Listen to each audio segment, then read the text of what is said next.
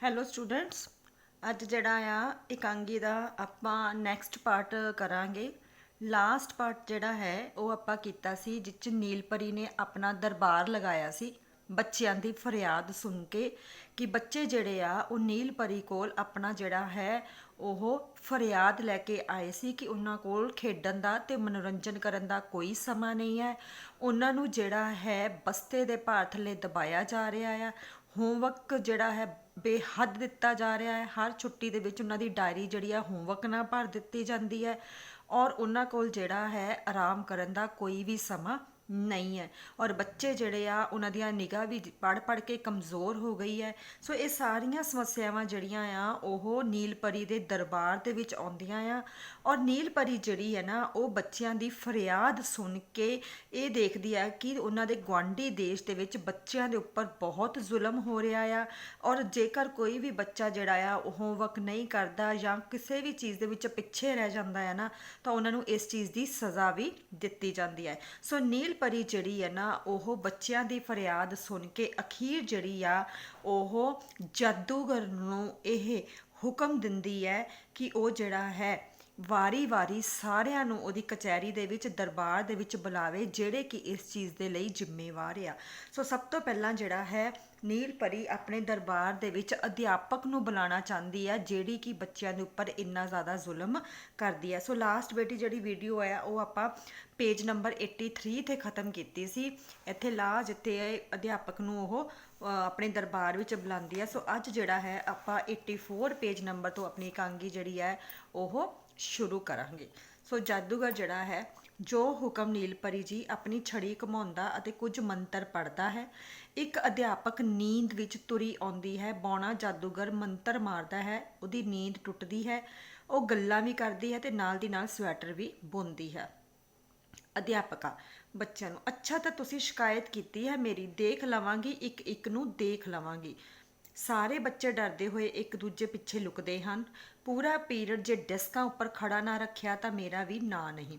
ਨੀਲਪਰੀ ਕਹੋ ਬੱਚਿਓ ਆਪਣੀ ਗੱਲ ਕਹੋ। ਅਧਿਆਪਕਾ ਇਹ ਕੀ ਕਹਿਣਗੇ, ਮੈਂ ਕਹਾਂਗੀ ਇਹ ਮੇਰੀ ਸ਼ਿਕਾਇਤ ਕਰਦੇ ਨੇ।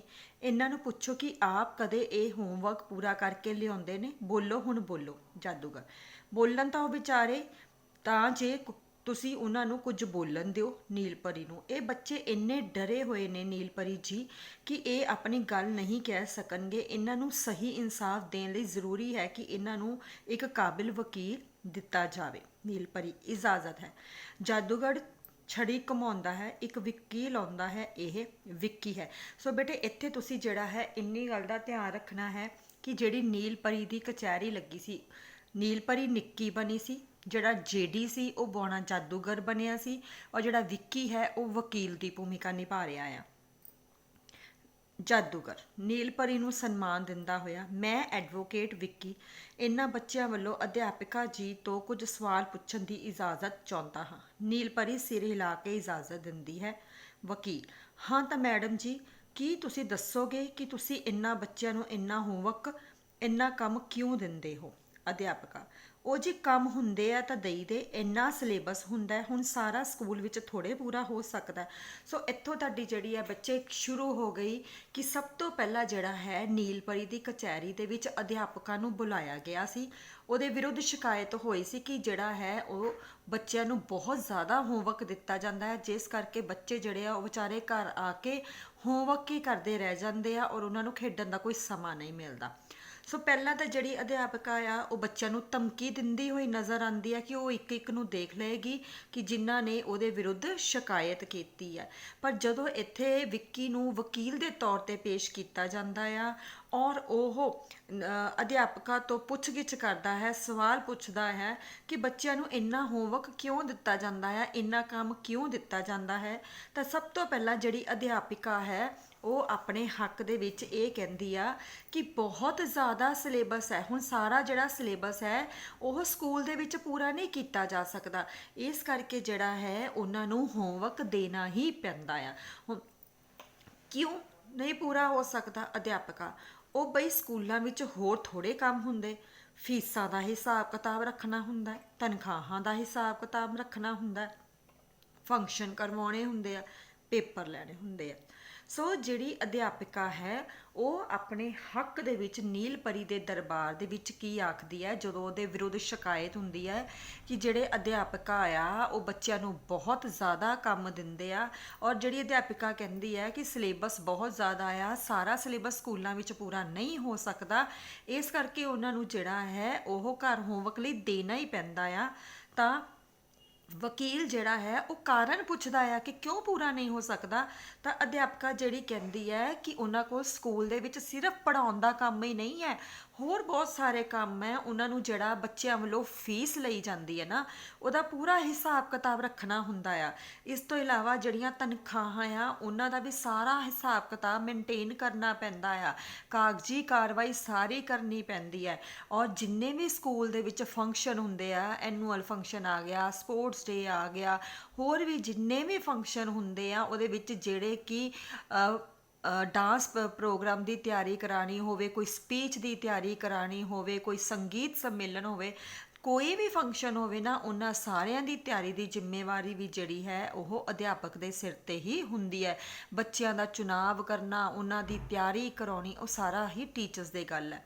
ਔਰ ਉਸ ਤੋਂ ਬਾਅਦ ਜਿੰਨੇ ਵੀ ਬੱਚਿਆਂ ਦੇ ਪੇਪਰ ਲੈਣੇ ਆ, ਪਹਿਲਾਂ ਪੇਪਰ ਬਣਾਉਣੇ, ਫਿਰ ਪੇਪਰ ਲੈਣੇ, ਫਿਰ ਪੇਪਰ ਚੈੱਕ ਕਰਨੇ, ਰਿਜ਼ਲਟ ਬਣਾਉਣਾ, ਇਹ ਸਾਰੀ ਜ਼ਿੰਮੇਵਾਰੀ ਅਧਿਆਪਕਾਂ ਦੀ ਹੁੰਦੀ ਹੈ। ਇਸ ਕਰਕੇ ਅਧਿਆਪਕ ਦਾ ਕੰਮ ਸਿਰਫ ਪੜ੍ਹਾਉਣਾ ਨਹੀਂ ਹੈ, ਸਕੂਲ ਦੇ ਵਿੱਚ ਹੋਰ ਬਹੁਤ ਸਾਰੇ ਕੰਮ ਆ ਜਿਨ੍ਹਾਂ ਕਰਕੇ ਸਾਰਾ ਸਿਲੇਬਸ ਸਕੂਲਾਂ ਵਿੱਚ ਪੂਰਾ ਕਰਾਉਣਾ ਔਖਾ ਆ, ਜਿਸ ਕਰਕੇ ਉਹਨਾਂ ਨੂੰ ਜਿਹੜਾ ਹੈ ਹੋਮਵਰਕ ਦੇਣਾ ਹੀ ਪੈਂਦਾ ਆ।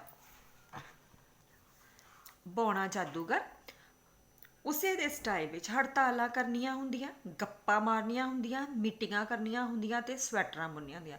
ਪਰ ਜਿਹੜਾ ਬੌਣਾ ਜਾਦੂਗਰ ਹੈ ਨਾ, ਉਹ ਅਧਿਆਪਕ ਦੀ ਗੱਲ ਨਾਲ ਸਹਿਮਤ ਨਹੀਂ ਹੁੰਦਾ। ਉਹ ਕੀ ਕਹਿੰਦਾ ਆ ਕਿ ਆਮ ਕਰਕੇ ਜਦੋਂ ਵੀ ਅਧਿਆਪਕਾਂ ਦੀ ਕੋਈ ਮੰਗ ਪੂਰੀ ਨਹੀਂ ਕੀਤੀ ਜਾਂਦੀ, ਕੋਈ ਵੀ ਪ੍ਰਸ਼ਾਸਨ ਵੱਲੋਂ ਜਿਹੜੀ ਹੈ ਮੰਗ ਉਹਨਾਂ ਦੀ ਪੂਰੀ ਨਹੀਂ ਹੁੰਦੀ, ਤਾਂ ਉਹ ਉਹਦੇ ਜਿਹੜਾ ਹੈ ਜਵਾਬ ਦੇ ਵਿੱਚ ਕੀ ਕਰ ਦਿੰਦੇ ਨੇ, ਹੜਤਾਲਾਂ ਕਰਕੇ ਬਹਿ ਜਾਂਦੇ ਨੇ, ਜਿਸ ਕਰਕੇ ਸਿਲੇਬਸ ਪੂਰੇ ਨਹੀਂ ਹੁੰਦੇ ਤੇ ਫਿਰ ਉਹ ਹੋਮਵਰਕ ਦੇ ਦਿੰਦੇ ਆ। ਫਿਰ ਜਦੋਂ ਉਹਨਾਂ ਨੂੰ ਟਾਈਮ ਮਿਲਦਾ ਆ ਉਹ ਕੀ ਮਾਰਦੇ ਰਹਿੰਦੇ, ਇੱਕ ਦੂਜੇ ਨਾਲ ਗੱਪਾਂ ਮਾਰਦੇ ਰਹਿੰਦੇ ਆ, ਔਰ ਇਸ ਚੀਜ਼ ਦਾ ਧਿਆਨ ਹੀ ਨਹੀਂ ਦਿੰਦੇ ਹੈਗੇ ਕਿ ਕਲਾਸਾਂ ਵਿੱਚ ਸਿਲੇਬਸ ਜਿਹੜਾ ਆ ਪੂਰਾ ਹੋਇਆ ਕਿ ਨਹੀਂ। ਮੀਟਿੰਗਾਂ ਕਰਨੀਆਂ ਹੁੰਦੀਆਂ ਆ, ਆਮ ਕਰਕੇ ਅਧਿਆਪਕਾਂ ਦੇ ਵਿੱਚ ਕਿਸੇ ਨਾ ਕਿਸੇ ਮੁੱਦੇ ਨੂੰ ਲੈ ਕੇ ਕੀ ਹੁੰਦੀ ਰਹਿੰਦੀ ਆ, ਮੀਟਿੰਗ ਹੁੰਦੀ ਰਹਿੰਦੀ ਆ। ਔਰ ਜਾਂ ਫਿਰ ਜਿਹੜੇ ਆ ਅਧਿਆਪਕ ਸਵੈਟਰ ਬੁਣਨ ਦੇ ਵਿੱਚ ਵਿਅਸਤ ਰਹਿੰਦੇ ਆ, ਜਿਸ ਕਰਕੇ ਉਹ ਸਕੂਲ ਦੇ ਵਿੱਚ ਸਾਰਾ ਸਿਲੇਬਸ ਪੂਰਾ ਨਹੀਂ ਕਰਾਉਂਦੇ। ਅਧਿਆਪਕਾਂ ਹੀ ਕਾਕੇ ਦੇ ਵਕੀਲ ਤੇ ਬਾਕੀ ਟਾਈਮ ਇਹ ਟਿਊਸ਼ਨਾਂ ਕਰਨੀਆਂ ਹੁੰਦੀਆਂ। ਹੁਣ ਜਿਹੜਾ ਅਗਲਾ ਸਾਡੇ ਕੋਲ ਮੁੱਦਾ ਕੀ ਹੈ ਕਿ ਆਮ ਕਰਕੇ ਜ਼ਿਆਦਾਤਰ ਜਿਹੜੇ ਅਧਿਆਪਕ ਹੈ ਉਹ ਕੀ ਪੜ੍ਹਾਉਂਦੇ ਨੇ, ਘਰਾਂ ਦੇ ਵਿੱਚ ਟਿਊਸ਼ਨਾਂ ਪੜ੍ਹਾਉਂਦੇ ਨੇ। ਇਸ ਕਰਕੇ ਟਿਊਸ਼ਨਾਂ ਦੇ ਲਾਲਚ ਦੇ ਵਿੱਚ ਕਿ ਉਹਨਾਂ ਕੋਲ ਜ਼ਿਆਦਾ ਤੋਂ ਜ਼ਿਆਦਾ ਟਿਊਸ਼ਨ ਆਵੇ, ਇਸ ਕਰਕੇ ਜਿਹੜੇ ਆ ਉਹ ਜਾਣ ਕੇ ਸਕੂਲਾਂ ਦੇ ਵਿੱਚ ਸਿਲੇਬਸ ਪੂਰਾ ਨਹੀਂ ਕਰਾਉਂਦੇ, ਜਿਸ ਕਰਕੇ ਜਿਹੜਾ ਹੈ ਉਹਨਾਂ ਨੂੰ ਜਾਣ ਕੇ ਹੋਮਵਰਕ ਦਿੱਤਾ ਜਾਂਦਾ ਆ ਤਾਂ ਕਿ ਉਹਨਾਂ ਕੋਲ ਸਿਲੇਬਸ ਕਰਨਾ ਹੋਵੇ ਔਰ ਅਖੀਰ ਜਿਹੜਾ ਹੈ ਉਹਨਾਂ ਨੂੰ ਟਿਊਸ਼ਨਾਂ ਦੇ ਉੱਪਰ ਆਉਣਾ ਪਵੇ। ਅਧਿਆਪਕਾਂ ਹਾਂ ਹੀ ਅੱਗ ਲੱਗਣਾ ਸਿਲੇਬਸ ਪੂਰਾ ਕਰਵਾਉਣ ਲਈ, ਨਹੀਂ ਤਾਂ ਗੁਰੂ ਮਹਾਰਾਜ ਦੀ ਸਹੁੰ ਆਪਣਾ ਤਾਂ ਜਮਾਂ ਜੀ ਨਹੀਂ ਕਰਦਾ ਟਿਊਸ਼ਨਾਂ।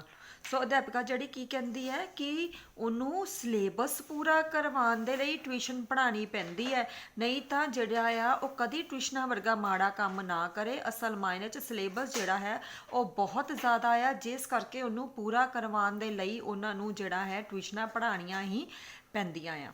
ਨੀਲਪਰੀ ਪਰ ਤੁਹਾਡੇ ਸਕੂਲ ਵਿੱਚ ਇੰਨਾ ਸਿਲੇਬਸ ਲਗਵਾਇਆ ਕਿਉਂ ਜਾਂਦਾ ਹੈ? ਅਧਿਆਪਕਾ ਵੇਖੋ ਜੀ, ਇਹ ਨਹੀਂ ਆਪਾਂ ਨੂੰ ਪਤਾ, ਗੁਰੂ ਮਹਾਰਾਜ ਦੀ ਸਹੁੰ ਇਹ ਤਾਂ ਸਕੂਲਾਂ ਵਾਲੇ ਹੀ ਜਾਣਨ।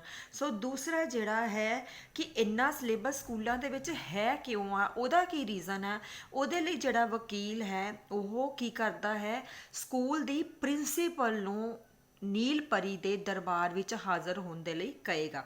ਠੀਕ ਹੈ, ਵਕੀਲ ਕੀ ਕਹਿੰਦਾ, ਠੀਕ ਹੈ ਅਸੀਂ ਉਹਨਾਂ ਤੋਂ ਪੁੱਛ ਲੈਂਦੇ ਹਾਂ, ਮੈਂ ਨੀਲਪਰੀ ਜੀ ਤੋਂ ਇਜਾਜ਼ਤ ਚਾਹੁੰਦਾ ਹਾਂ ਕਿ ਪ੍ਰਿੰਸੀਪਲ ਨੂੰ ਇੱਥੇ ਬੁਲਾ ਕੇ ਉਸ ਤੋਂ ਪੁੱਛਿਆ ਜਾਵੇ ਕਿ ਸਕੂਲਾਂ ਵਿੱਚ ਬੱਚਿਆਂ ਨੂੰ ਇੰਨਾ ਸਿਲੇਬਸ ਲਗਵਾਇਆ ਹੀ ਕਿਉਂ ਜਾਂਦਾ ਹੈ।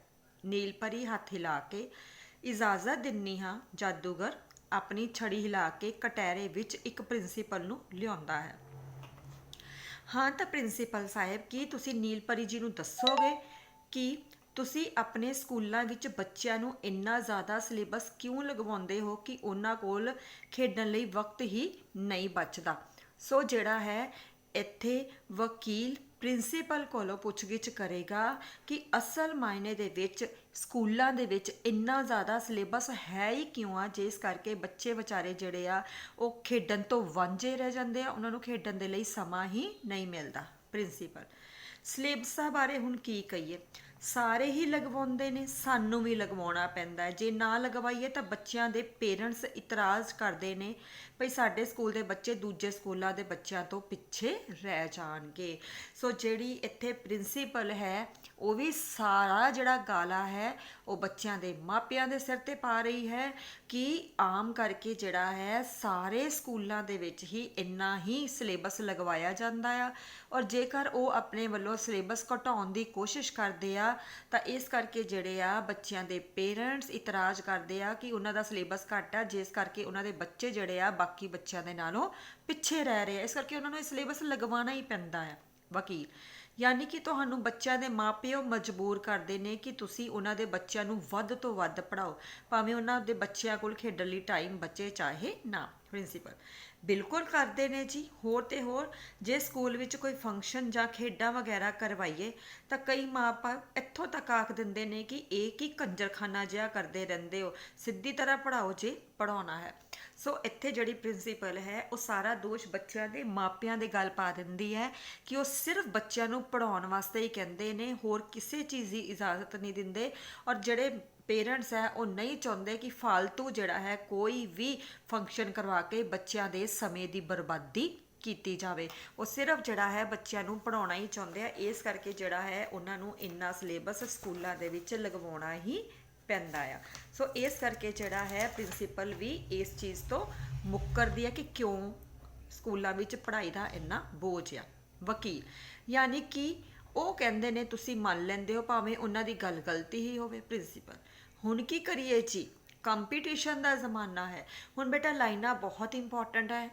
ਕੀ ਗੱਲ ਹੈ, ਰੀਜ਼ਨ ਇਹ ਆ, ਕਾਰਨ ਇਹ ਆ ਕਿ ਜਿਹੜਾ ਪਹਿਲਾ ਸਮਾਂ ਸੀਗਾ ਨਾ ਉਹਦੇ ਵਿੱਚ ਜ਼ਿਆਦਾ ਸਕੂਲ ਨਹੀਂ ਸੀ ਹੁੰਦੇ, ਗਿਣਤੀ ਮਿੰਤੀ ਦੇ ਸਕੂਲ ਹੁੰਦੇ ਸੀ। ਇਸ ਕਰਕੇ ਜਿਹੜਾ ਬੱਚਾ ਹੈ ਉਹ ਪਤਾ ਹੀ ਹੁੰਦਾ ਸੀ ਵੀ ਇੰਨਾ ਖਾਸ 2 ਸਕੂਲਾਂ ਦੇ ਵਿੱਚ ਹੀ ਹੋਣਾ, 2-3 ਦੇ ਵਿੱਚ ਹੋਰ ਕਿਧਰੇ ਜਾਣਾ ਨਹੀਂ। ਇਸ ਕਰਕੇ ਉਹ ਆਪਣੀ ਮਰਜ਼ੀ ਦੇ ਨਾਲ ਪੜ੍ਹਾਈ ਕਰਾ ਸਕਦੇ ਸੀ। ਪਰ ਹੁਣ ਜ਼ਮਾਨਾ ਕੰਪੀਟੀਸ਼ਨ ਦਾ ਹੈ ਕਿਉਂਕਿ ਬਹੁਤ ਸਕੂਲ ਖੁੱਲ੍ਹ ਗਏ ਨੇ, ਔਰ ਜਿੰਨੇ ਜ਼ਿਆਦਾ ਸਕੂਲ ਖੁੱਲ੍ਹੀ ਜਾ ਰਹੇ ਨੇ ਨਾ ਓਨਾ ਹੀ ਮਾਤਾ ਪਿਤਾ ਕੋਲ ਆਪਸ਼ਨ ਹੋ ਜਾਂਦੀ ਹੈ ਕਿ ਉਹ ਕਿਸੇ ਵੀ ਸਕੂਲ ਦੇ ਵਿੱਚੋਂ ਬੱਚਾ ਕੱਢ ਕੇ ਦੂਸਰੇ ਸਕੂਲ ਦੇ ਵਿੱਚ ਪਾ ਸਕਦੇ ਆ। ਇਸ ਕਰਕੇ ਜਿਹੜਾ ਹੈ ਹਰ ਸਕੂਲ ਨੂੰ ਆਪਣੇ ਸਕੂਲ ਦਾ ਰੁਤਬਾ ਉੱਚਾ ਰੱਖਣ ਲਈ, ਸਟੇਟਸ ਉੱਚਾ ਰੱਖਣ ਦੇ ਲਈ ਜਿਹੜਾ ਹੈ ਉਹ ਵੱਧ ਤੋਂ ਵੱਧ ਪੜ੍ਹਾਈ ਦਾ ਬੋਝ ਪਾਉਣਾ ਹੀ ਪੈਂਦਾ ਹੈ ਤਾਂ ਕਿ ਉਹਨਾਂ ਦੇ ਸਕੂਲ ਦਾ ਨਾਮ ਜਿਹੜਾ ਹੈ ਉਹ ਉੱਚਾ ਹੋਵੇ ਤੇ ਵੱਧ ਤੋਂ ਵੱਧ ਬੱਚਾ ਉਹਨਾਂ ਦੇ ਸਕੂਲ ਦੇ ਵਿੱਚ ਆਵੇ। ਕੰਪੀਟੀਸ਼ਨ ਦਾ ਜ਼ਮਾਨਾ ਹੈ ਜੀ, ਗਲੀ ਗਲੀ ਸਕੂਲ ਖੁੱਲ੍ਹੇ ਹੋਏ ਨੇ। ਜੇ ਮਾਪਿਆਂ ਦੀ ਗੱਲ ਨਾ ਮੰਨੀਏ ਤਾਂ ਜੇ ਉਹ ਬੱਚਿਆਂ ਨੂੰ ਹਟਾ ਲੈਣਗੇ ਸਕੂਲ ਨੂੰ ਘਾਟਾ ਪੈ ਜਾਊ। ਸੋ ਇੱਥੋਂ ਸਾਫ਼ ਸਿੱਧ ਹੁੰਦਾ ਹੈ ਕਿ ਜਿਹੜੀ ਪ੍ਰਿੰਸੀਪਲ ਹੈ ਉਹ ਸਿਰਫ ਆਪਣਾ ਫਾਇਦਾ ਸੋਚ ਰਹੀ ਹੈ ਕਿ ਜੇਕਰ ਉਹਨਾਂ ਨੇ ਆਪਣਾ ਇਸ ਕੰਪੀਟੀਸ਼ਨ ਦੇ ਜ਼ਮਾਨੇ ਦੇ ਵਿੱਚ ਸਿਲੇਬਸ ਘਟਾ ਦਿੱਤਾ ਤਾਂ ਉਹਨਾਂ ਦੇ ਸਕੂਲ ਦਾ ਜਿਹੜਾ ਨਾਮ ਹੈ ਉਹ ਖਰਾਬ ਹੋਏਗਾ, ਬੱਚੇ ਕੱਢ ਲਏ ਜਾਣਗੇ ਔਰ ਉਹਨਾਂ ਨੂੰ ਜਿਹੜੀਆਂ ਹੈ ਬਹੁਤ ਵੱਡਾ ਘਾਟਾ ਪਏਗਾ, ਕਿਉਂਕਿ ਜੇਕਰ ਬੱਚਾ ਘਟੇਗਾ ਤੇ ਕਮਾਈ ਵੀ ਘਟੇਗੀ। ਨੀਲ ਪਰੀ ਇਸ ਦਾ ਮਤਲਬ ਤੁਹਾਡੇ ਦੇਸ਼ ਵਿੱਚ ਸਕੂਲ ਪੜ੍ਹਾਈ ਲਈ ਨਹੀਂ ਪੈਸਾ ਕਮਾਉਣ ਲਈ ਹੁੰਦੇ ਨੇ। ਸੋ ਸਾਫ਼ ਪਤਾ ਲੱਗਦਾ ਹੈ ਕਿ ਅੱਜ ਕੱਲ੍ਹ ਪੜ੍ਹਾਈ ਜਿਹੜੀ ਹੈ ਉਹ ਧੰਦਾ ਬਣ ਚੁੱਕੀ ਹੈ। ਪੜ੍ਹਾਈ ਨੂੰ ਜਿਹੜਾ ਹੈ ਸਿਰਫ ਕਮਾਈ ਦਾ ਸਾਧਨ ਬਣਾਇਆ ਜਾ ਰਿਹਾ ਆ ਕਿ ਜਿੰਨੇ ਜ਼ਿਆਦਾ ਬੱਚੇ ਆਣਗੇ ਉਨੀਆਂ ਜ਼ਿਆਦਾ ਫੀਸਾਂ ਤੇ ਉਨੀ ਜ਼ਿਆਦਾ ਕਮਾਈ ਹੋਏਗੀ। ਸੋ ਪੜ੍ਹਾਈ ਜਿਹੜੀ ਹੈ ਉਹ ਪੜ੍ਹਾਈ ਨਾ ਰਹਿ ਕੇ ਸਿਰਫ ਇੱਕ ਜਿਹੜਾ ਹੈ ਉਹ ਬਿਜ਼ਨਸ ਬਣ ਗਿਆ ਹੈ, ਵਪਾਰ ਬਣ ਗਿਆ ਹੈ। ਪੜ੍ਹਾਈ ਦੇ ਨਾਮ ਤੇ ਧੰਦਾ ਜਿਹੜਾ ਹੈ ਉਹ ਹੋ ਰਿਹਾ ਹੈ, ਕਮਾਈ ਹੋ ਰਹੀ ਹੈ। ਪ੍ਰਿੰਸੀਪਲ ਹੁਣ ਕੀ ਕਰੀਏ ਜੀ, ਕਰਨਾ ਹੀ ਪੈਣਾ ਹੈ। ਮਾਪੇ ਸਾਡੇ ਗ੍ਰਾਹਕ ਨੇ ਤੇ ਗ੍ਰਾਹਕ ਤਾਂ ਰੱਬ ਦਾ ਰੂਪ ਹੁੰਦੇ ਨੇ।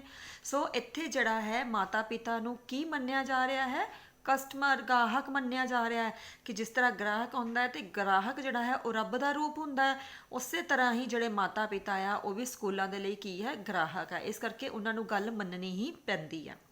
ਵਕੀਲ ਮੀ ਲਾਰਡ ਜਿਵੇਂ ਕਿ ਤੁਸੀਂ ਵੇਖ ਰਹੇ ਹੋ ਪ੍ਰਿੰਸੀਪਲ ਸਾਹਿਬ ਦੇ ਬਿਆਨ ਨਾਲ ਇਹ ਮੁਕੱਦਮਾ ਇੱਕ ਨਵੇਂ ਮੋੜ ਤੇ ਪੁੱਜ ਗਿਆ ਹੈ ਤੇ ਸਾਡੇ ਕੋਲ ਦੋਸ਼ੀਆਂ ਦੀ ਲਿਸਟ ਵਿੱਚ ਇੱਕ ਹੋਰ ਨਾਂ ਆ ਗਿਆ ਹੈ, ਬੱਚਿਆਂ ਦੇ ਮਾਂ-ਬਾਪ ਦਾ। ਮੈਂ ਨੀਲ ਪਰੀ ਜੀ ਨੂੰ ਬੇਨਤੀ ਕਰਦਾ ਹਾਂ ਉਹਨਾਂ ਦੋਸ਼ੀਆਂ ਨੂੰ ਵੀ ਅਦਾਲਤ ਵਿੱਚ ਬੁਲਾਉਣ ਦੀ ਇਜਾਜ਼ਤ ਦਿੱਤੀ ਜਾਵੇ ਤਾਂ ਕਿ ਸੱਚ ਅਤੇ ਝੂਠ ਦਾ ਫੈਸਲਾ ਹੋ ਸਕੇ। ਨੀਲ ਪਰੀ ਇਜਾਜ਼ਤ ਹੈ। ਜਾਦੂਗਰ ਛੜੀ ਘੁਮਾਉਂਦਾ ਹੈ।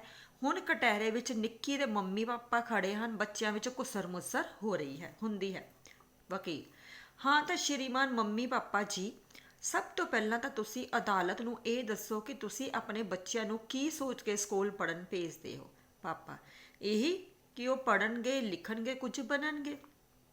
ਮੰਮੀ, ਕੁਝ ਹੀ ਜਿਵੇਂ ਕਿ ਡਾਕਟਰ ਇੰਜੀਨੀਅਰ ਹੀ। ਵਕੀਲ, ਪਰ ਕੀ ਤੁਹਾਨੂੰ ਕਦੇ ਇਹ ਮਹਿਸੂਸ ਹੁੰਦਾ ਕਿ ਡਾਕਟਰ ਅਤੇ ਇੰਜੀਨੀਅਰ ਬਣਨ ਵਾਸਤੇ ਉਹਨਾਂ ਨੂੰ ਇੰਨਾ ਜ਼ਿਆਦਾ ਪੜ੍ਹਨਾ ਪੈਂਦਾ ਹੈ ਕਿ ਉਹਨਾਂ ਕੋਲ ਖੇਡਣ ਤੇ ਜੀਅ ਪਰਚਾਵੇ ਜੋਗਾ ਟਾਈਮ ਹੀ ਨਹੀਂ ਬਚਦਾ। ਪਾਪਾ, ਉਹ ਜੀ ਹੁਣ ਲੈਣ ਵਾਸਤੇ ਕੁਝ ਛੱਡਣਾ ਵੀ ਤਾਂ ਪੈਂਦਾ ਹੈ ਨਾ, ਕੁਝ ਬਣਨਾ ਹੋਵੇ ਤਾਂ ਮਿਹਨਤ ਤਾਂ ਕਰਨੀ ਹੀ ਪੈਂਦੀ ਹੈ। ਨੀਲ ਪਰੀ, ਪਰ ਮੈਨੂੰ ਸਮਝ ਨਹੀਂ ਲੱਗਦੀ ਕਿ ਤੁਸੀਂ ਆਪਣੇ ਬੱਚਿਆਂ ਨੂੰ ਡਾਕਟਰ ਜਾਂ ਇੰਜੀਨੀਅਰ ਬਣਾਉਣ ਤੇ ਇੰਨਾ ਜ਼ੋਰ ਕਿਉਂ ਦਿੰਦੇ ਹੋ।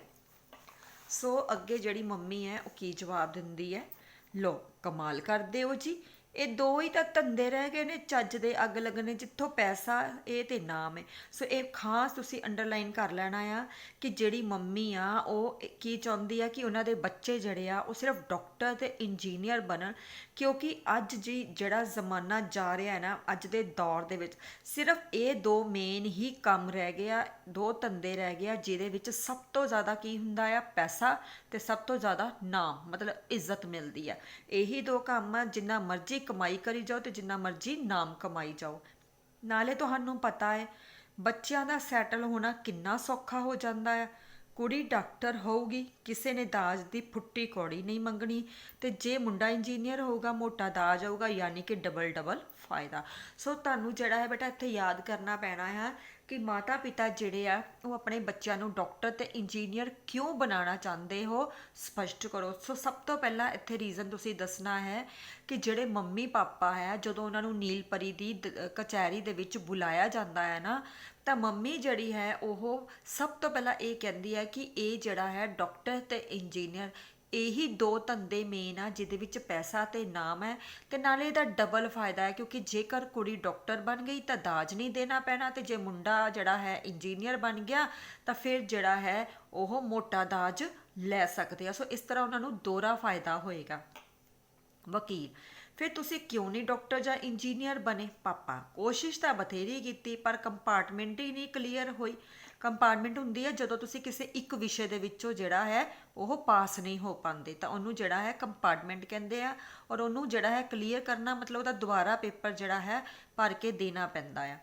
ਅੰਗਰੇਜ਼ੀ ਦੀ, ਕਿਸਮਤ ਦੀਆਂ ਗੱਲਾਂ, ਸੋਚਿਆ ਆਪਾਂ ਨਾ ਸਹੀ ਆਪਣੇ ਬੱਚਿਆਂ ਨੂੰ ਡਾਕਟਰ ਤੇ ਇੰਜੀਨੀਅਰ ਜ਼ਰੂਰ ਬਣਾਉਣਾ ਹੈ। ਸੋ ਦੂਸਰਾ ਪੁਆਇੰਟ ਤੁਸੀਂ ਇਹ ਲਿਖਣਾ ਆ ਕਿ ਜਿਹੜੇ ਮੰਮੀ ਪਾਪਾ ਆ ਉਹ ਆਪ ਤਾਂ ਇਹ ਚੀਜ਼ ਨਹੀਂ ਬਣ ਸਕੇ ਕਿਉਂਕਿ ਆਪ ਤਾਂ ਉਹ ਕਮਜ਼ੋਰ ਸੀ, ਪੇਪਰ ਕਲੀਅਰ ਨਹੀਂ ਕਰ ਸਕੇ, ਇਸ ਕਰਕੇ ਉਹ ਆਪਣੀਆਂ ਅਧੂਰੀਆਂ ਇੱਛਾਵਾਂ ਜਿਹੜੀਆਂ ਆ ਉਹ ਬੱਚਿਆਂ ਰਾਹੀਂ ਪੂਰੀਆਂ ਕਰਨੀਆਂ ਚਾਹੁੰਦੇ ਆ। ਉਹ ਇਹ ਸੋਚਦੇ ਆ ਕਿ ਜੇਕਰ ਉਹ ਆਪ ਡਾਕਟਰ ਇੰਜੀਨੀਅਰ ਨਹੀਂ ਬਣ ਸਕੇ ਤਾਂ ਇਹ ਇੱਛਾ ਜਿਹੜੀ ਹੈ ਉਹਨਾਂ ਦੇ ਬੱਚੇ ਪੂਰੇ ਕਰਨ। ਮੰਮੀ, ਨਾਲੇ ਹੁਣ ਤਾਂ ਮੇਰੀ ਜਠਾਣੀ ਦੀ ਵੱਡੀ ਕੁੜੀ ਵੀ ਡਾਕਟਰੀ ਕਰਨ ਲੱਗ ਪਈ ਹੈ, ਸੋ ਹੁਣ ਤਾਂ ਇਹ ਸਾਡੇ ਨੱਕ ਦਾ ਸਵਾਲ ਹੈ, ਨੱਕ ਮਤਲਬ ਇੱਜ਼ਤ ਦਾ ਸਵਾਲ ਹੈ।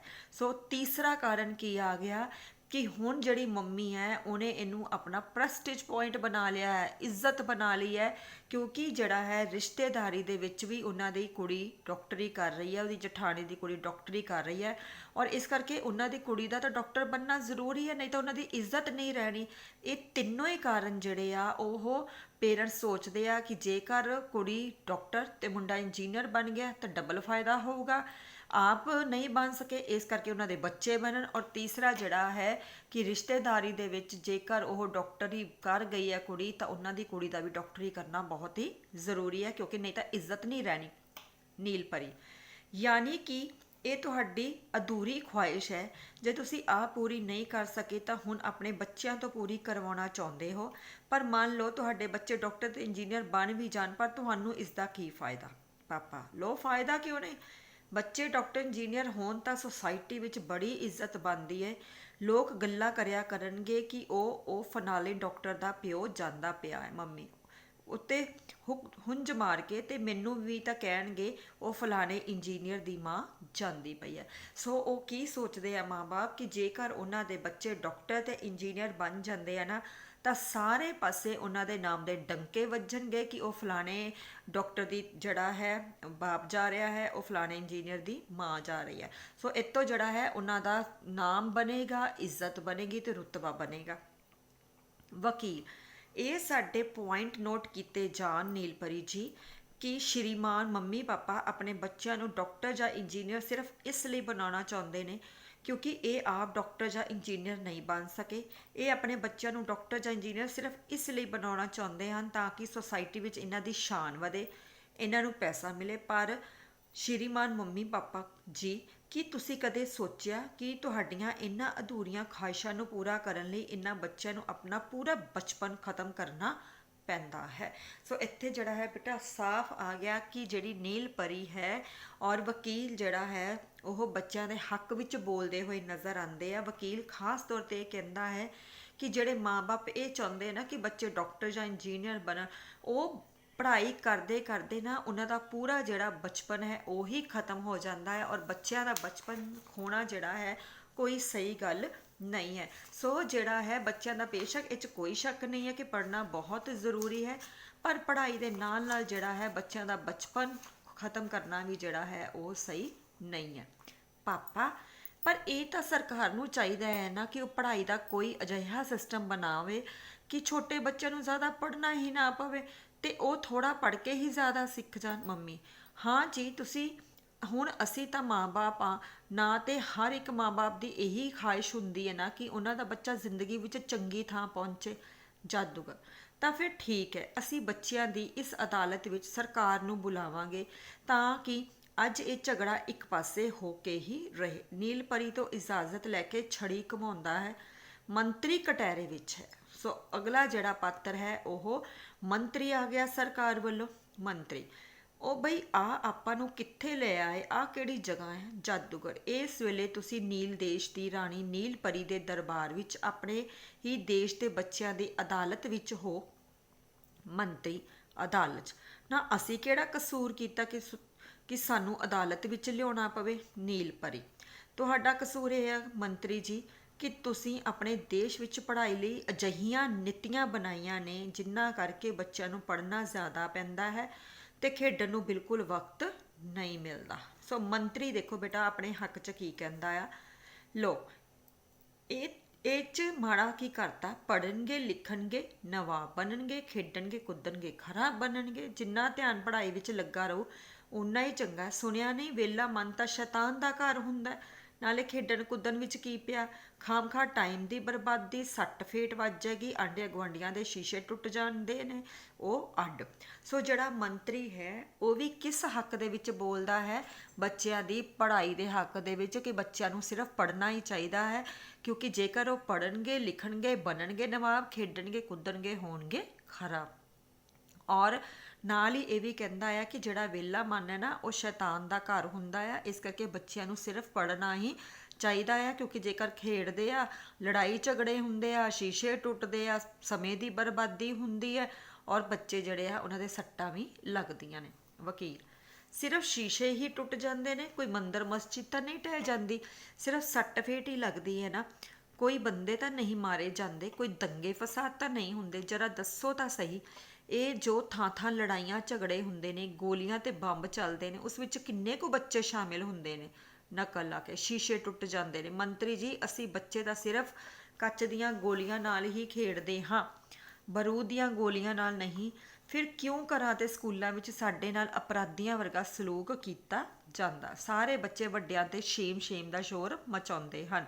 ਮੰਤਰੀ, ਦੁਖੀ ਹੋ ਕੇ, ਉਹ ਬਈ ਤੁਸੀਂ ਮੇਰੀ ਗੱਲ ਤਾਂ ਸੁਣੋ। ਚਲੋ 1 ਮਿੰਟ ਲਈ ਮੰਨ ਲੈਂਦੇ ਆ ਕਿ ਸਕੂਲਾਂ ਵਿੱਚ ਸਿਲੇਬਸ ਜ਼ਿਆਦਾ ਹੁੰਦਾ ਹੈ ਤੇ ਬੱਚਿਆਂ ਨੂੰ ਜ਼ਿਆਦਾ ਪੜ੍ਹਨਾ ਪੈਂਦਾ ਹੈ। ਜਾਦੂਗਰ, ਮੰਨ ਕੇ ਲੈਂਦੇ ਆ, ਮੰਨਣਾ ਪਊਗਾ। ਮੰਤਰੀ, ਚਲੋ ਮੰਨਿਆ, ਪਰ ਸੋਚਣ ਵਾਲੀ ਗੱਲ ਇਹ ਹੈ ਕਿ ਇਹ ਗੱਲ ਕਹਿੰਦਾ ਕੌਣ ਹੈ? ਜਾਦੂਗਰ, ਇਹ ਪੁੱਛੋ ਕਿ ਕਹਿੰਦਾ ਕੌਣ ਨਹੀਂ। ਇਹ ਬੱਚੇ ਕਹਿੰਦੇ ਨੇ, ਤੁਹਾਡੇ ਦੇਸ਼ ਦੇ ਸਾਰੇ ਬੱਚੇ ਚੀਖ ਚੀਖ ਕੇ ਕਹਿੰਦੇ ਨੇ ਕਿ ਸਿਲੇਬਸ ਜ਼ਿਆਦਾ।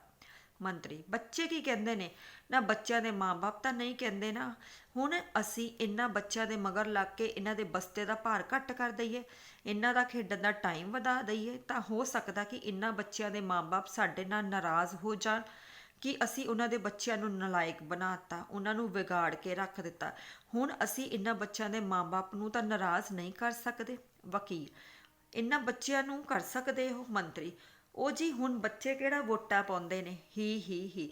ਸੋ ਰਾਜੇ ਇੱਥੇ ਨਾ ਤੁਸੀਂ ਇੱਕ ਖਾਸ ਚੀਜ਼ ਦਾ ਧਿਆਨ ਰੱਖੋ ਕਿ ਜਿਸ ਤਰ੍ਹਾਂ ਅਸੀਂ ਪ੍ਰਿੰਸੀਪਲ ਦੇ ਉਹਦੇ 'ਚ ਪੜ੍ਹਿਆ ਸੀ ਨਾ ਪਾਤਰ ਦੇ ਵਿੱਚ, ਕਿ ਜਿਹੜੀ ਪ੍ਰਿੰਸੀਪਲ ਹੈ ਉਹ ਕੀ ਕਹਿੰਦੀ ਹੈ ਕਿ ਜਿਹੜੇ ਮਾਤਾ ਪਿਤਾ ਆ ਉਹ ਸਾਡੇ ਗ੍ਰਾਹਕ ਹੈ, ਔਰ ਜੇਕਰ ਗ੍ਰਾਹਕ ਰੁੱਸ ਗਏ ਨਾ ਸਾਡੇ, ਤਾਂ ਸਕੂਲ ਨੂੰ ਘਾਟਾ ਪੈ ਜਾਊਗਾ, ਕਿਉਂਕਿ ਉਹਨਾਂ ਦੇ ਲਈ ਤਾਂ ਜੇਕਰ ਬੱਚੇ ਨਿਕਲ ਗਏ, ਫੀਸਾਂ ਘੱਟ ਗਈਆਂ, ਤਾਂ ਉਹਨਾਂ ਨੂੰ ਤਾਂ ਨੁਕਸਾਨ ਹੀ ਹੈ। ਸੇਮ ਟੂ ਸੇਮ ਵਰਡਿੰਗ ਮੰਤਰੀ ਦੀ ਹੈ। ਹੁਣ ਇੱਥੇ ਵੀ ਉਹ ਪੁੱਛਦਾ ਹੈ ਕਿ ਕਹਿੰਦਾ ਕੌਣ ਹੈ ਕਿ ਪੜ੍ਹਾਈ ਦਾ ਬੋਝ ਹੈ, ਔਰ ਜਦੋਂ ਜਾਦੂਗਰ ਕਹਿੰਦਾ ਨਾ ਕਿ ਸਾਰੇ ਬੱਚੇ ਕਹਿ ਰਹੇ ਕਿ ਉਹਨਾਂ ਦੇ ਉੱਪਰ ਪੜ੍ਹਾਈ ਦਾ ਬਹੁਤ ਬੋਝ ਹੈ, ਸਿਲੇਬਸ ਬਹੁਤ ਜ਼ਿਆਦਾ ਆ ਨਾ, ਤਾਂ ਮੰਤਰੀ ਜਿਹੜਾ ਹੈ ਉਹ ਕੀ ਕਹਿੰਦਾ ਆ ਕਿ ਪੇਰੈਂਟਸ ਤਾਂ ਨਹੀਂ ਨਾ ਕਹਿੰਦੇ ਹੈਗੇ, ਮਾਤਾ ਪਿਤਾ ਤਾਂ ਨਹੀਂ ਕਹਿੰਦੇ ਕਿ ਉਹਨਾਂ ਦੇ ਬੱਚਿਆਂ ਨੂੰ ਇੰਨਾ ਸਿਲੇਬਸ ਦਿੱਤਾ ਜਾਂਦਾ ਆ, ਕਿਉਂਕਿ ਉਹ ਤਾਂ ਇਹ ਕਹਿੰਦੇ ਕਿ ਜੇਕਰ ਅਸੀਂ ਸਿਲੇਬਸ ਨਾ ਦਿੱਤਾ ਤਾਂ ਬੱਚੇ ਜਿਹੜੇ ਆ ਉਹ ਕਮਜ਼ੋਰ ਹੋ ਜਾਣਗੇ, ਲਾਇਕ ਨਹੀਂ ਬਣਨਗੇ, ਕਿਉਂਕਿ ਉਹਨਾਂ ਨੇ ਜਿਹੜਾ ਹੈ ਵੋਟਾਂ ਕਿਹਦੇ ਕੋਲੋਂ ਲੈਣੀਆਂ ਨੇ, ਬੱਚਿਆਂ ਦੇ ਮਾਤਾ ਪਿਤਾ ਕੋਲ ਲੈਣੀਆਂ ਨੇ। ਬੱਚਿਆਂ ਦੇ ਮਾਤਾ ਪਿਤਾ ਨੇ ਉਹਨਾਂ ਨੂੰ ਵੋਟਾਂ ਪਾਣੀਆਂ ਨੇ, ਤਾਂ ਹੀ ਉਹਨਾਂ ਦੀ ਸਰਕਾਰ ਬਣਨੀ ਆ। ਇਸ ਕਰਕੇ ਬੱਚੇ ਜੋ ਕਹਿੰਦੇ ਆ ਉਹ ਕਹਿੰਦੇ ਹੋ, ਉਹਨਾਂ ਦਾ ਮੁੱਖ ਮਕਸਦ ਤਾਂ ਮਾਤਾ ਪਿਤਾ ਨੂੰ ਖੁਸ਼ ਕਰਨਾ ਆ, ਔਰ ਮਾਤਾ ਪਿਤਾ ਕੀ ਚਾਹੁੰਦੇ ਆ ਕਿ ਬੱਚਿਆਂ ਨੂੰ ਵੱਧ ਤੋਂ ਵੱਧ ਪੜ੍ਹਾਇਆ ਜਾਵੇ। ਇਸ ਕਰਕੇ ਬੱਚਿਆਂ ਦੀ ਗੱਲ ਦੀ ਕੋਈ ਸੁਣਵਾਈ ਇੱਥੇ ਨਹੀਂ। ਨੀਲ ਪਰੀ ਯਾਨੀ ਕਿ ਜਿਹੜੇ ਲੋਕ ਤੁਹਾਨੂੰ ਵੋਟਾਂ ਨਹੀਂ ਪਾਉਂਦੇ ਤੁਸੀਂ ਉਹਨਾਂ ਦੀ ਪਰਵਾਹ ਨਹੀਂ ਕਰਦੇ। ਮੰਤਰੀ ਹੁਣ ਕੀ ਕਰੀਏ ਜੀ, ਰਾਜਨੀਤੀ ਵਿੱਚ ਸਭ ਚੱਲਦਾ ਹੈ, ਹੀ ਪਰ ਮੈਂ ਤਾਂ ਕਹਿਣਾ ਆ ਸਾਡਾ ਕਸੂਰ ਇਹਨਾਂ ਮਾਪਿਆਂ ਦਾ ਆ, ਜਦੋਂ ਇਹ ਆਪ ਹੀ ਆਪਣੇ ਬੱਚਿਆਂ ਨੂੰ ਇਸ ਚੂਹੇ ਦੌੜ ਵਿੱਚ ਘਸੀਟੀ ਫਿਰਦੇ ਆ। ਅਸੀਂ ਇਹਨਾਂ ਦੇ ਬੱਚਿਆਂ ਲਈ ਕੀ ਕਰ ਸਕਦੇ ਹਾਂ, ਪੁੱਛ ਕੇ ਦੇਖੋ ਇਹਨਾਂ ਨੂੰ ਪਾਪਾ। ਉਹ ਜੀ ਕੰਪੀਟੀਸ਼ਨ ਦਾ ਜ਼ਮਾਨਾ ਹੈ, ਹੁਣ ਅਸੀਂ ਆਪਣੇ ਬੱਚਿਆਂ ਨੂੰ ਕਿਵੇਂ ਪਿੱਛੇ ਰਹਿਣ ਦਈਏ, ਬਹੁਤ ਇੰਪੋਰਟੈਂਟ ਹੈ। ਸੋ ਜਿਹੜਾ ਪਾਪਾ ਹੈ ਉਹ ਕੀ ਕਹਿੰਦਾ ਆ ਕਿ ਅੱਜ ਕੱਲ੍ਹ ਕੰਪੀਟੀਸ਼ਨ ਦਾ ਜ਼ਮਾਨਾ ਆ, ਔਰ ਇਸ ਕੰਪੀਟੀਸ਼ਨ ਦੀ ਦੌੜ ਵਿੱਚ ਹਰ ਮਾਤਾ ਪਿਤਾ ਕੀ ਚਾਹੁੰਦਾ ਕਿ ਉਹਨਾਂ ਦਾ ਬੱਚਾ ਜਿਹੜਾ ਆ ਉਹ ਅੱਗੇ ਨਿਕਲੇ, ਔਰ ਜੇਕਰ ਉਹ ਆਪਣੇ ਬੱਚਿਆਂ ਨੂੰ ਨਹੀਂ ਪੜ੍ਹਾਉਂਦੇ, ਜ਼ੋਰ ਨਹੀਂ ਲਾਉਂਦੇ, ਤਾਂ ਉਹਨਾਂ ਦਾ ਬੱਚਾ ਜਿਹੜਾ ਆ ਉਹ ਪਿੱਛੇ ਰਹਿ ਜਾਊਗਾ, ਕਮਜ਼ੋਰ ਰਹਿ ਜਾਊਗਾ, ਅਤੇ ਫਿਰ ਜਿਹੜਾ ਹੈ ਉਹਨਾਂ ਦੇ ਬੱਚਾ ਜਿਹੜਾ ਹੈ ਉਹ ਜ਼ਿੰਦਗੀ ਦੇ ਵਿੱਚ ਕੁਝ ਬਣ ਨਹੀਂ ਪਾਏਗਾ। ਇਸ ਕਰਕੇ ਜਿਹੜਾ ਹੈ ਉਹ ਨਹੀਂ ਚਾਹੁੰਦੇ ਕਿ ਉਹਨਾਂ ਦਾ ਬੱਚਾ ਜਿਹੜਾ ਉਹ ਪਿੱਛੇ ਰਵੇ, ਇਸ ਕਰਕੇ ਉਹਨਾਂ ਨੂੰ ਬੱਚਿਆਂ ਦੇ ਉੱਪਰ ਇੰਨਾ ਜ਼ਿਆਦਾ ਬੋਝ ਪਾਉਣਾ ਹੀ ਪੈਂਦਾ ਆ। ਮੰਮੀ ਮੈਂ ਤਾਂ ਕਹਿੰਦੀ ਹਾਂ ਇਹ ਸਾਰਾ ਕਸੂਰ ਹੀ ਸਕੂਲਾਂ ਦੇ ਮਾਸਟਰਾਂ ਤੇ ਭੈਣ ਜੀਆਂ ਦਾ ਆ। ਇਹ ਸਕੂਲਾਂ ਵਿੱਚ ਚੱਜ ਨਾਲ ਪੜ੍ਹਾਉਣ ਤਾਂ ਬੱਚਿਆਂ ਨੂੰ ਘਰ ਪੜ੍ਹਨਾ ਹੀ ਨਾ ਪਵੇ, ਪਰ ਸਕੂਲ ਪੜ੍ਹਾਉਣ ਵੀ ਕਿਵੇਂ, ਬੱਚੇ ਸਕੂਲੇ ਹੀ ਸਾਰਾ ਕੁਝ ਪੜ੍ਹ ਲੈਣਗੇ ਤਾਂ ਇਹ ਇਹਨਾਂ ਕੋਲ ਟਿਊਸ਼ਨਾਂ ਪੜ੍ਹਨ ਕੌਣ ਜਾਊ।